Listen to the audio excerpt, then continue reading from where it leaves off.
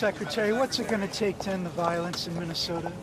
It'll take law and order and leadership there that partners with us that we haven't seen yet. In my discussions with Governor Walz and from what I've seen on his press gatherings, he still is not willing to work with our federal officers to bring peace to the streets of Minneapolis. Do you think any plans to pull out of Minnesota? No plans to pull out of Minnesota. Remember, we are there in surged operations because of the largest fraud scheme in American history. We had people stealing from taxpayers, stealing funds away from the most vulnerable individuals in this country, people who needed mental health services, developmental services, autism, daycare. Instead, individuals came in, much from the Somalian community, and stole dollars from those people who needed it and put it in their own pockets and enriched themselves. Did it right under Governor Walz's nose, and we believe that he didn't just know about it, that he may be complicit in it as well. Secretary, what's it going to take to end the violence in Minnesota?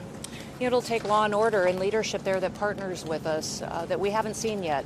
In my discussions with Governor Walz and from what I've seen on his press gatherings, he still is not willing to work with our federal officers to bring peace to the streets of Minneapolis. Do you think any plans to pull out of Minnesota? No plans to pull out of Minnesota. How would you describe what you were seeing on the ground there? Would you describe it as an insurrection, and do you believe the president should invoke the Insurrection Act? I describe it as violent.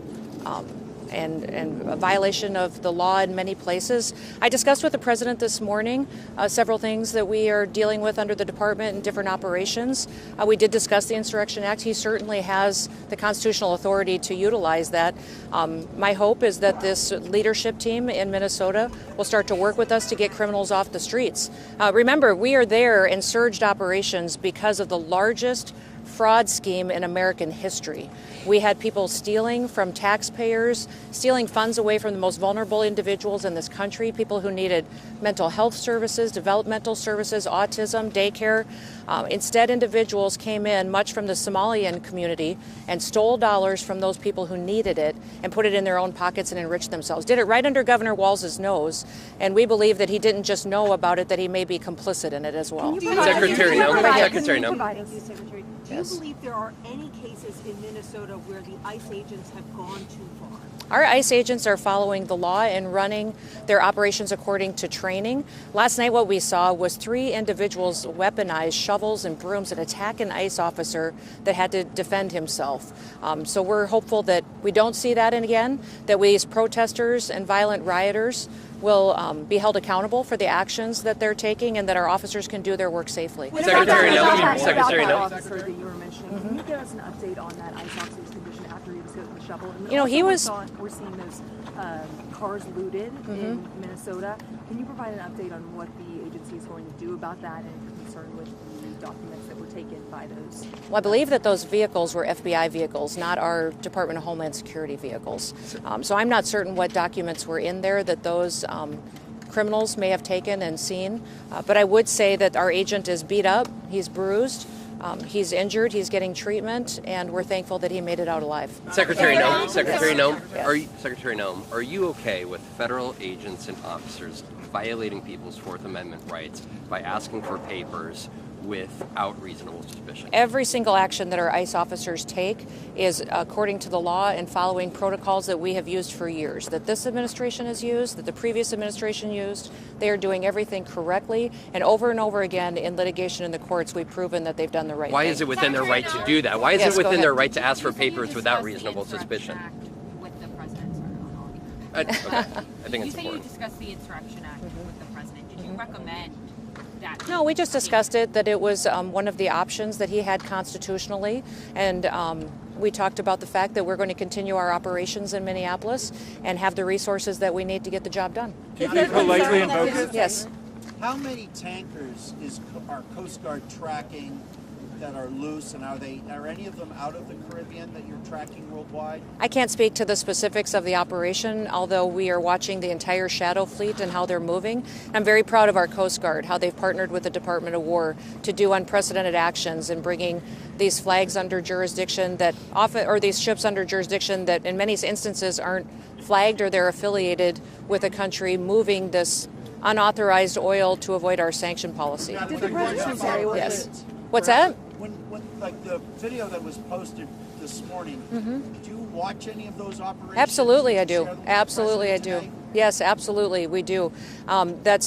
We haven't slept a lot lately between the Coast Guard operations, what they're doing in partnership with the Department of War in dealing with the shadow fleet, what we're also doing as far as operations with law enforcement across the country. The Department of Homeland Security is very busy. Can you respond to Yes. that, Madam Secretary, perhaps to follow up? Why are we seeing Americans being asked on the street to provide proof of citizenship in Minnesota? Is that targeted enforcement?